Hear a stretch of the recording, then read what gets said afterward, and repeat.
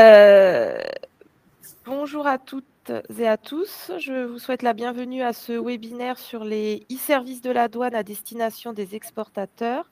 Je suis Chloé Rouland, conseil en développement international à GREX, Centre de commerce international de la Chambre de commerce et d'industrie de Grenoble.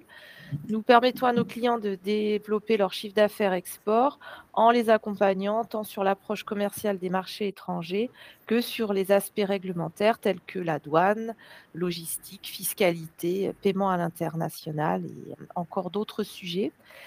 Nos intervenantes pour cet atelier sont mesdames Stéphanie Damian et Leslie Deramont de la cellule conseil aux entreprises de la douane de Chambéry.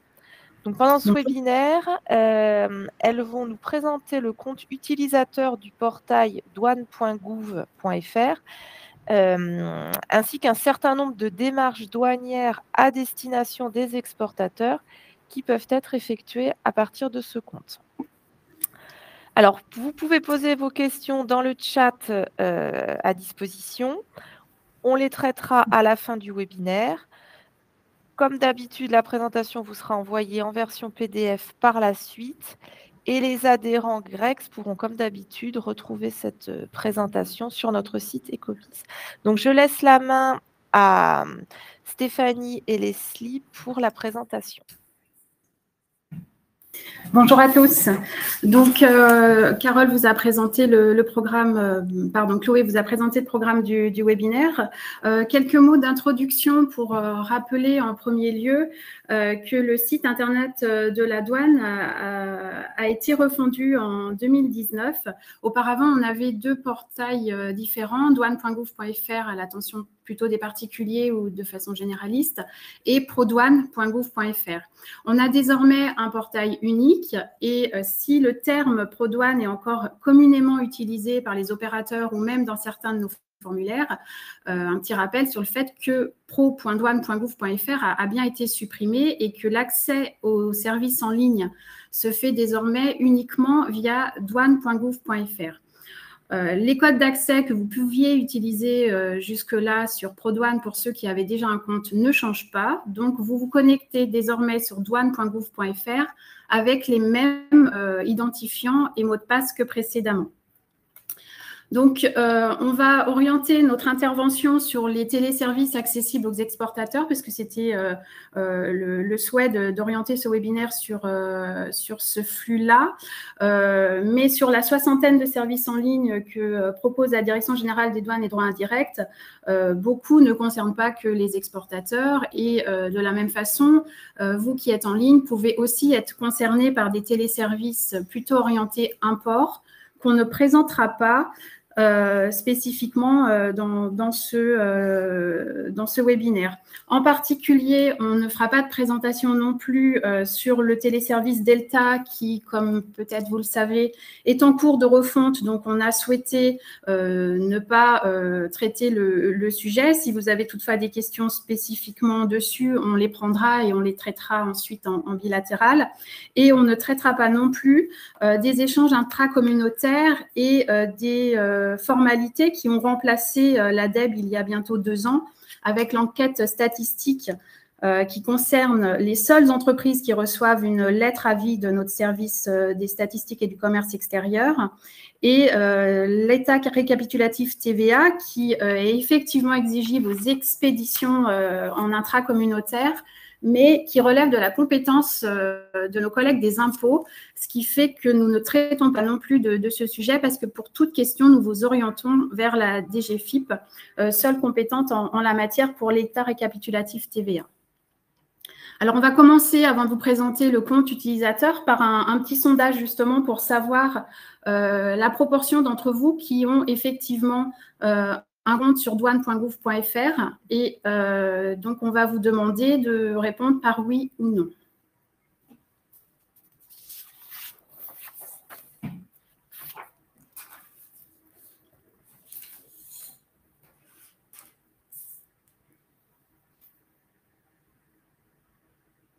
Donc Chloé, je pense que c'est vous qui nous donnerez le résultat comme on n'a pas l'affichage.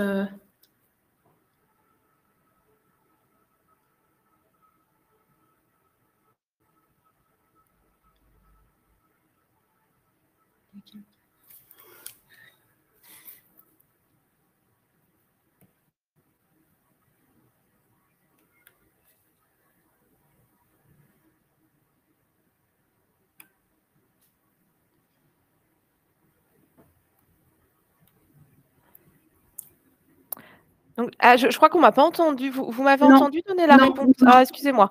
Oui, donc, désolée. Donc, on avait 59% des participants qui nous disaient que oui, ils avaient un compte sur douane.gouv.fr. D'accord. Donc, effectivement, quasiment quand même une bonne proportion qui n'en ont pas. Donc, on va vous expliquer comment créer un compte sur douane.gouv.fr et pour quelle utilisation finalement. Et ensuite, insister aussi sur quelques démarches qui ne sont pas forcément toujours connues des utilisateurs du site pour rattacher l'entreprise à ce compte. Sans quoi vous ne pouvez pas accéder à certains téléservices, et pour faire certifier par nos soins le compte. Donc, l'inscription, l'étape est très simple. C'est une inscription sur la création d'un espace personnel, comme sur la plupart des sites que nous connaissons tous pour divers sujets et thématiques. Donc, vous sélectionnez s'inscrire et vous allez choisir en fait un identifiant et un mot de passe qui vous permettra ensuite d'accéder à tous les téléservices en ligne, à l'assistance technique, et vous pourrez aussi vous constituer un espace personnel en taguant des thématiques spécifiques ou vous abonner à certains points d'actualité.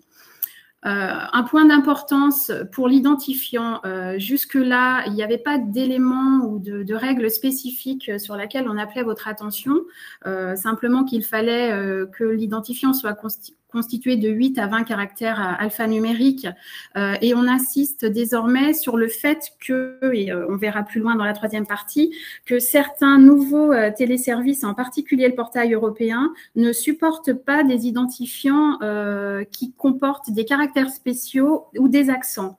Les tirets du 6 et du 8 étaient jusque-là acceptés, mais si ça ne va pas bloquer pour la création de votre compte sur douane.gouv.fr, vous serez gêné pour accéder à certains téléservices ultérieurement. Donc, notre conseil, c'est bien de limiter l'identifiant avec des caractères alphanumériques. Et votre mot de passe, très classiquement, doit comporter, pour le coup, lui, un caractère spécial, un chiffre et une majuscule. Donc, avec finalement ce compte douane.gouv.fr, vous pouvez tout à fait accéder déjà à un certain nombre d'éléments sans forcément y rattacher une entreprise, mais dans la plupart des cas, l'utilisation des services en ligne que propose la Direction générale des douanes nécessite que le compte soit rattaché à une entreprise, à un numéro SIRET. Donc, vous pouvez faire cette démarche dès la création du compte, ou si vous avez créé au préalable un compte et que vous n'avez pas encore rattaché d'établissement, vous pouvez le faire à distance en cliquant sur la rubrique « Mes données personnelles » qu'on a entourée ici en vert, et vous allez intégrer le numéro SIRET de l'établissement à raccrocher, et le système va directement aller chercher dans la base légale les informations sur le SIRET en question. Donc, vous pouvez rattacher l'entreprise à votre compte, ce qui vous permet déjà d'accéder à un certain nombre de téléservices qu'on va développer dans le point 2, et vous aurez accès à un plus grand nombre de téléservices encore en faisant certifier votre compte par nos soins. Donc, la certification du compte, en fait, c'est une étape supplémentaire qui nous permet, pour des raisons de sécurité, de vérifier, en fait, le rattachement de l'entreprise pour pouvoir accéder à certains téléservices et à la réalisation de certaines formalités qui sont plus engageantes que celles que vous pouvez accéder sans certification. Comment vous certifiez votre compte? La démarche est expliquée sur le site douane.gouv.fr, et d'ailleurs, j'en profite pour préciser que dans le support que nous vous transmettrons à l'issue, la plupart du temps, sur toutes les thématiques, vous avez des hyperliens et l'accès direct. Donc là, en l'occurrence, vous aurez directement accès au formulaire et au processus qui est décrit sur notre site douane.gouv.fr.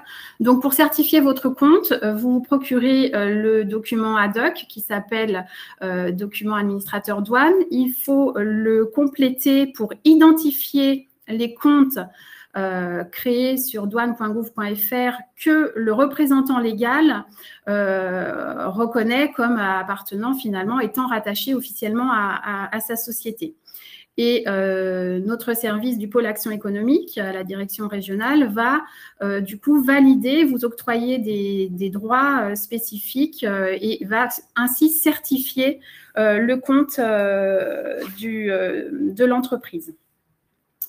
Et grâce aussi à ce formulaire, le représentant légal va aussi proposer la désignation de personnes qui auront des rôles spécifiques sur la gestion des téléservices pour l'entreprise en question.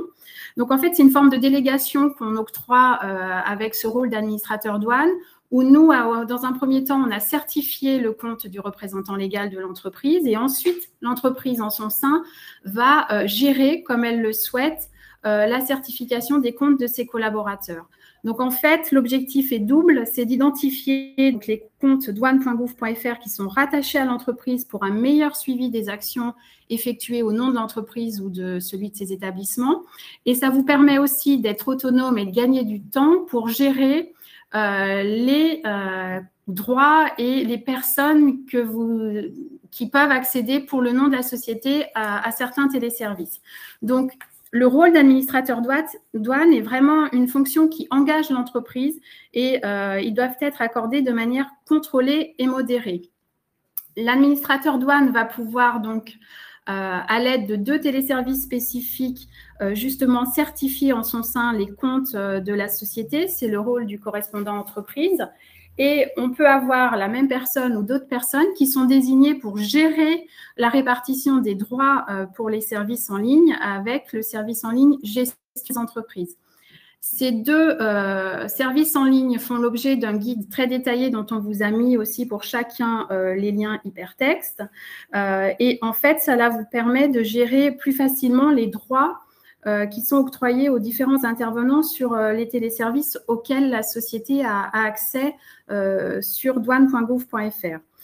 On insiste sur le fait qu'il faut bien avoir en tête de mettre à jour, et notamment dans le cadre lors des départs de certains collaborateurs de l'entreprise, de bien mettre à jour, grâce à ces 2 téléservices, les comptes qui peuvent effectivement agir et engager la société sur douane.gouv.fr. Donc, après ces rappels généraux sur le compte utilisateur en tant que tel, on va vous présenter les principaux téléservices qui intéressent les exportateurs. Donc, dans un premier temps, ceux qui sont accessibles simplement sans certification, donc sans cette étape de document administrateur douane à nous renvoyer. Et on vous présentera dans un troisième point ceux qui nécessitent la certification du compte. Donc, le téléservice principal qu'on va utiliser lorsqu'on est exportateur sur douane.gouv.fr sans avoir besoin de faire certifier son compte, c'est la plateforme Soprano AS pour accès simplifié, justement, puisqu'il n'y a pas de certification. Donc, cette plateforme, en fait, va gérer plusieurs téléservices dont certains ne seront pas évoqués ici, puisqu'ils relèvent du domaine de la fiscalité ou des contributions indirectes, des accises notamment.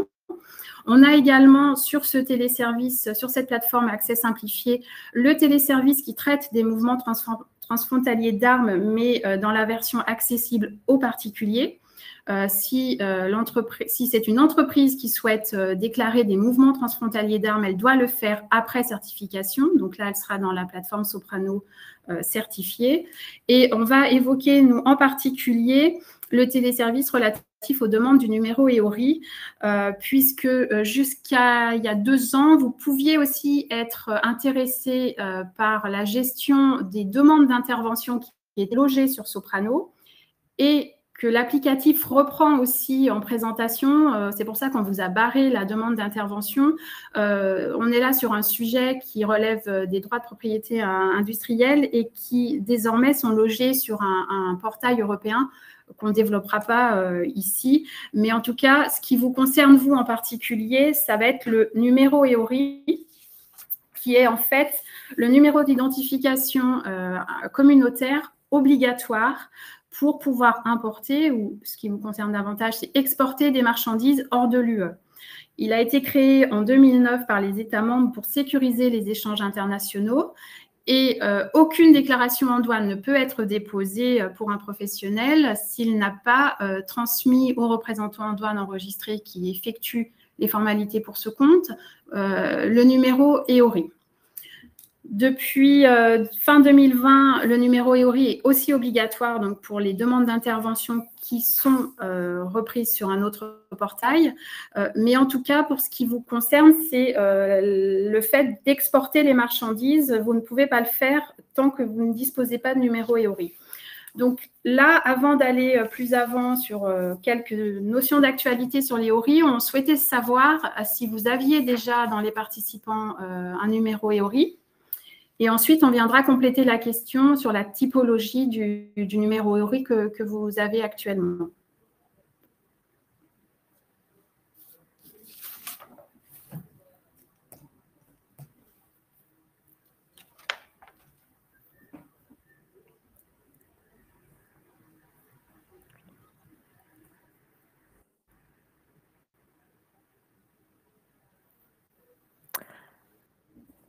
Alors, on a 84% des votants qui nous disent qu'ils ont un numéro EORI. D'accord. Et donc, pour ces 84% de personnes qui répondent, est-ce que vous disposez d'un EORI Sirène, d'un EORI Siret ou des deux, ou vous ne savez pas ?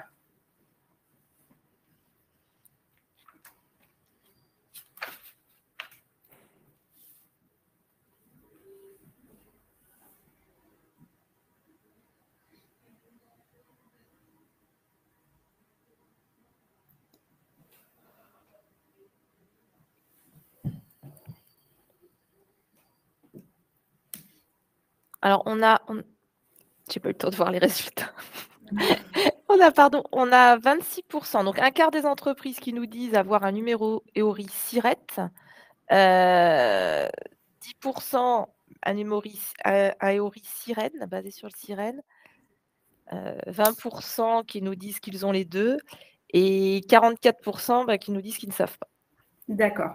Donc, finalement, la question était plutôt, ça nous permet justement d'avoir une vision un peu précise. Donc, il y a 20% des personnes qui ont un EORI qui ont déjà la démarche d'avoir deux numéros. Alors, pourquoi est-ce qu'on assiste sur ce sujet? C'est que jusque-là, la France était le seul État membre à délivrer des EORI multiples basés uniquement sur le Siret. Sauf que l'évolution de la réglementation européenne prévoit une bascule à fin 2025 vers un numéro EORI unique fondé sur le numéro Sirène. Donc, au printemps de cette année, le téléservice Soprano a évolué pour un nouvel espace qui permette de solliciter non plus seulement un numéro EORI sur le Siret, mais également sur le Sirène. Tout ça, donc, pour permettre aux opérateurs de se préparer à l'échéance de transition informatique dont l'issue est fixée à la fin de l'année 2025. Et à partir de ce moment-là, seul le numéro EORI Sirène sera accepté dans les systèmes informatiques de dédouanement au niveau européen. Donc, la France perdra son exception du numéro de multiples EORI Siret. Toutefois, actuellement, comme les systèmes de dédouanement dont on a indiqué qu'on ne développerait pas ici, sont en cours de refonte, mais n'acceptent pas encore, puisqu'ils étaient basés sur les EORI Siret que la France suivait actuellement, les EORI Sirène ne peuvent pas encore être utilisés pour le dépôt des déclarations en douane dans les systèmes informatiques existants. Donc, finalement, on a fait évoluer le nouvel espace Soprano pour permettre un passage transitoire et à échéance fin 2025, mais seuls les EORI Siret continuent à être utilisés et reconnus pour les déclarations en douane. En conséquence, lorsque un opérateur économique dit primo-demandeur, donc qui crée sa demande d'EORI, il faut qu'il sollicite la création d'un numéro EORI SIRET, quand bien même le système lui proposerait de créer le numéro EORI Sirène. Et pour tous, finalement, en vue de la bascule de fin 2025, on conseille de solliciter dès à présent la création du numéro EORI Sirène. Donc ça, c'est une actualité de 2023 et on vous a mis ici les liens et les accès pour vérifier si vous disposez déjà d'un numéro EORI valide, puisque certaines sociétés ou certains collaborateurs ont pu créer leur numéro EORI en prévision de marché et ne plus se souvenir d'avoir effectué la démarche, ou inversement pensent l'avoir effectué, mais finalement ce numéro pourrait porter sur des établissements inactifs qui auraient été finalement désactivés. Donc, vous pouvez vérifier la validité des EORI SIRET sur nos sites douane.gouv.fr et celle des EORI Sirène sur le portail public de la Commission européenne. On vous a transmis les liens. Enfin, le dernier point d'attention et d'actualité sur le numéro EORI, c'est sur le fait précisément qu'il va y avoir une grosse mise à jour à la fin du mois de janvier 2024 sur les numéros EORI qui pourraient être établis sur des SIRET et des sirènes inactifs. La direction générale a décidé du coup de mettre à jour pour des questions de sécurité et éviter que des numéros EORI qui porteraient sur des établissements qui n'existent plus de continuer à être utilisés ou exister. Elle a prévu une désactivation automatique des EORI concernés, des opérateurs radiés du registre du commerce et des sociétés à la fin du mois de janvier 2024. Et ensuite, cette mise à jour sera réalisée 2 fois par an. Donc, on appelle votre attention sur le fait de vérifier réellement quel EORI vous pourriez utiliser et vous assurer qu'il n'y a pas dans les EORI que vous transmettez ou que vous utilisez pour vos déclarations en douane de numéros qui pourraient en fait porter sur des SIRET ou des sirènes inactifs, parce que les flux seront pourront être bloqués du fait de l'inactivité, de la désactivation des EORI à la fin du mois de janvier 2024. Alors, avant de présenter le téléservice Obet, il est utile de rappeler pourquoi il faut absolument que vous suiviez vos déclarations à l'export. En effet, le suivi des statuts des déclarations à l'export est primordial pour justifier de la sortie effective de vos marchandises hors du territoire de l'Union européenne et de leur facturation hors taxe. C'est pourquoi vous devez toujours récupérer la déclaration d'export avec la mention ECS sortie d'un delta. Obet est donc un outil simple d'accès et d'utilisation pour suivre l'état de vos déclarations d'exportation. Pour cela, l'accès au téléservice Obet ne nécessite aucune formalité préalable ni conventionnement. Il suffit d'être titulaire d'un compte utilisateur valide sur le portail douane. À partir d'un numéro de déclaration en douane, le service en ligne Obet permet de consulter en temps réel les éléments d'information suivants. Tout d'abord, l'état d'une déclaration électronique déposée dans le service de dédouanement en ligne Delta, afin de savoir si oui ou non elle a eu son IAE. Ensuite, si le statut de votre déclaration, à savoir un ECS en cours de sortie ou ECS sortie, si elle vaut ou non justificatif du statut de marchandise de l'Union pour les échanges avec les territoires à fiscalité différente, ici, si ça vaut effectivement T2LF ou non. Et également, elle indique le bureau de dédouanement du dépôt de la déclaration.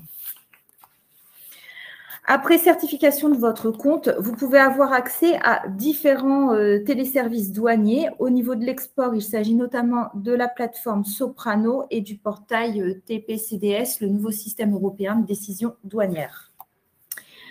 Au niveau de la plateforme Soprano, une fois votre compte créé et certifié, vous avez accès à un plus grand nombre de téléservices, notamment avec l'onglet dédouanement, où vous avez les décisions douanières, ou encore, comme ma collègue l'a rappelé, e-apps, ou l'origine.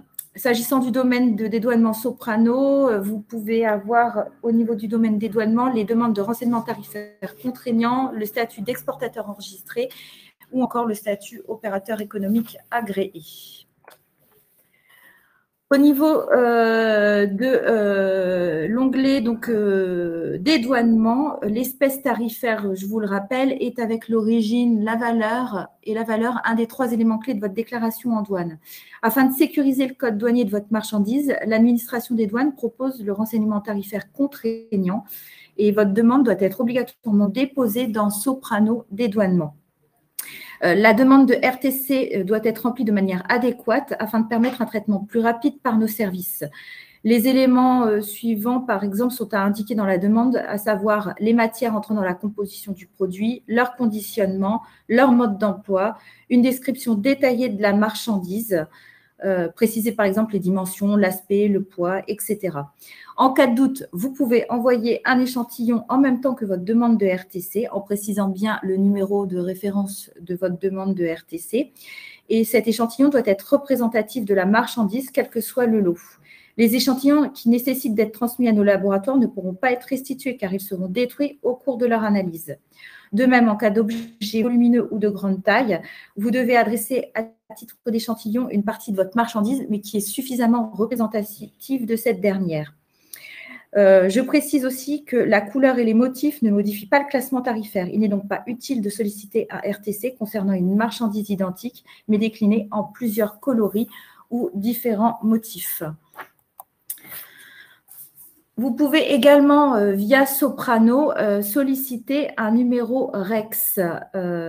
Donc, la demande de numéro REX, pour rappel, ce numéro est lié au statut d'exportateur enregistré, qui est une facilité douanière prévue dans certaines relations préférentielles avec l'Union européenne.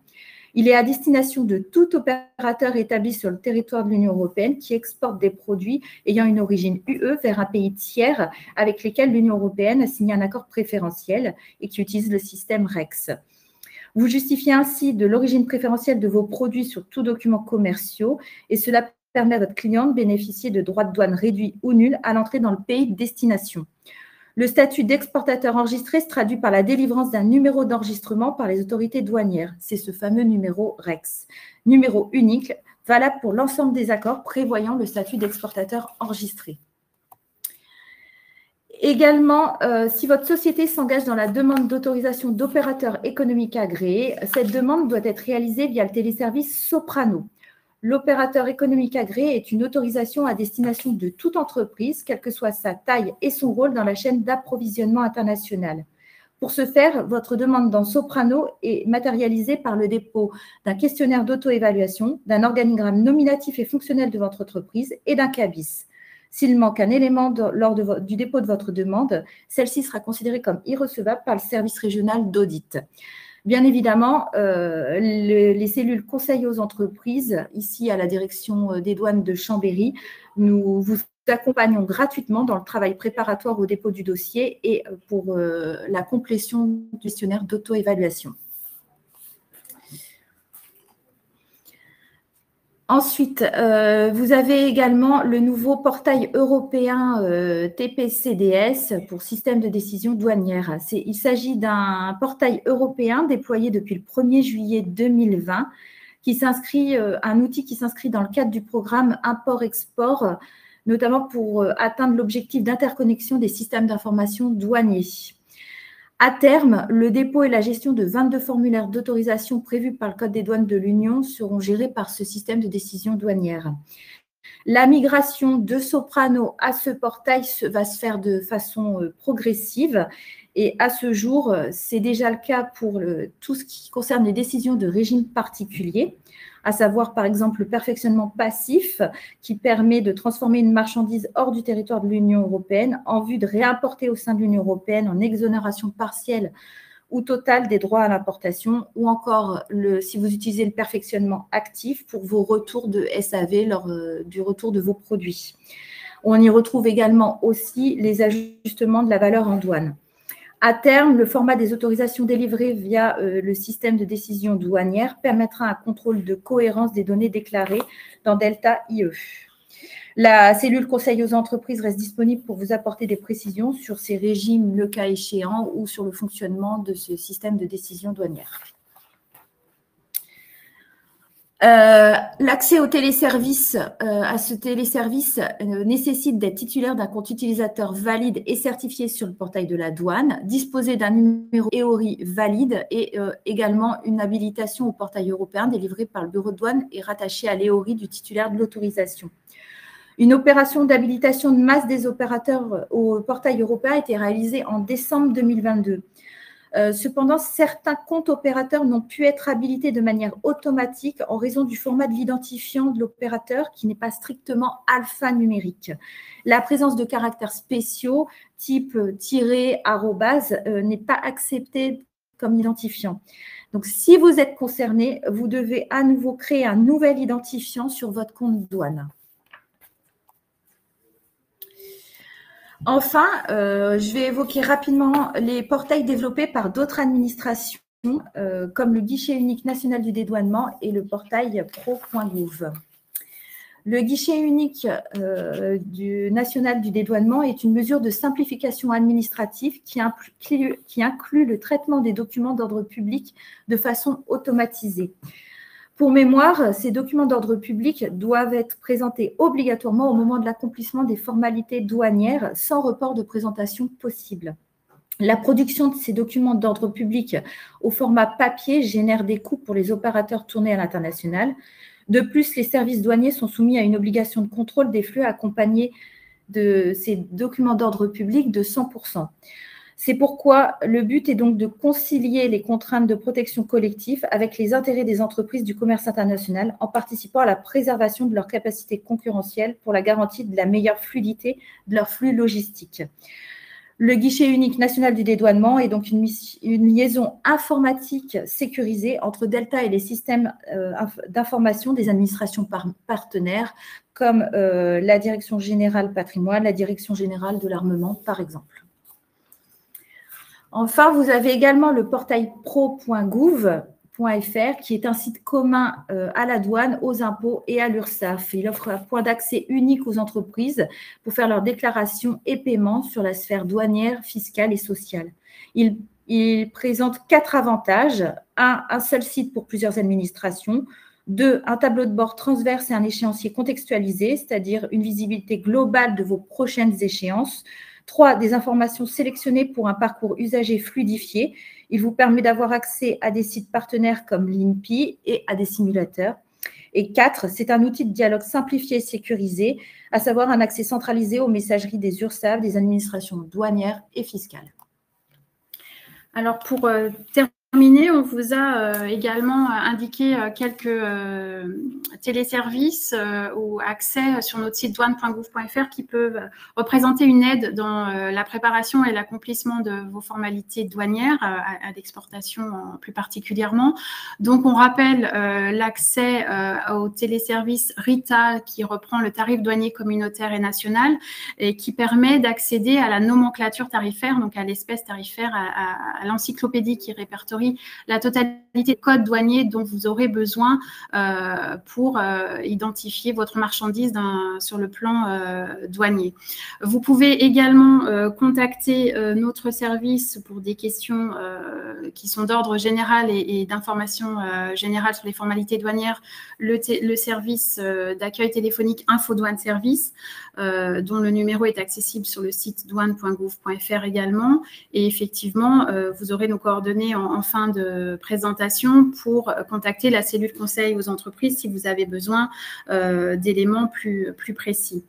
Autre outil de formalité service en ligne qui vous permet justement de déposer vos demandes d'assistance en ligne. Il ne faut pas hésiter à avoir recours à cet outil lorsque Olga, donc pour outils en ligne de gestion de l'assistance, lorsque vous rencontrez des difficultés particulières d'accès ou d'utilisation d'un service en ligne.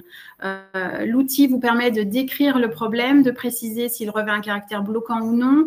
Vous avez la possibilité de suivre la résolution de votre problème et on a un retour très positif des utilisateurs de cette chaîne d'assistance en ligne. Mais c'est un outil qui est très peu connu des entreprises, c'est pour ça qu'on vous le présente ici.